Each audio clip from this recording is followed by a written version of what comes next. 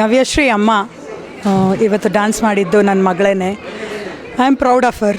25 years ನಾನು ಅವಳು ಹಂತವಾಗಿ ಮೇಲೆ ಬಂದಿದ್ದು ನೋಡಿದ್ದೀನಿ. ಬಟ್ ನನಗೆ ಒಂದೇ ಒಂದು ತುಂಬ ಬೇಜಾರಾಗೋ ಸಂಗತಿ ಅಂದರೆ ಡ್ಯಾನ್ಸು, ಅದು ಕ್ಲಾಸಿಕಲ್ ಡ್ಯಾನ್ಸ್ನ ಎನ್ಕರೇಜ್ ಮಾಡೋರು ಯಾರೂ ಇಲ್ಲ. ನಾನು ಅವಳು ಮದುವೆಗೆ ಟ್ರೈ ಮಾಡಿದಾಗ ತುಂಬ ಕಷ್ಟಪಟ್ಟೆ. ಯಾರೂ ಅವಳು ಡ್ಯಾನ್ಸ್ಗೆ ಸಪೋರ್ಟ್ ಮಾಡೋ ಅಂಥವ್ರು ಸಿಗಲಿಲ್ಲ.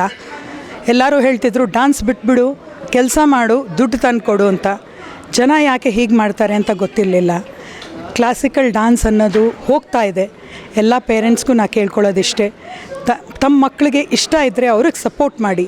ಹಾಗೆಯೇ ಹುಡುಗರು ಅಷ್ಟೇ, ಮದುವೆ ಮಾಡ್ಕೊಂಡೋದವ್ರು ನಾಳೆ ಆ ಹುಡುಗಿನ ಮದುವೆ ಮಾಡ್ಕೊಂಡ್ಮೇಲೆ ಅವರಿಗೆ ನೀವು ಸಪೋರ್ಟ್ ಮಾಡಿ ಅವರನ್ನು ಮುಂದೆ ತಂದು ನೋಡಿದ್ರೆ you should be proud of them.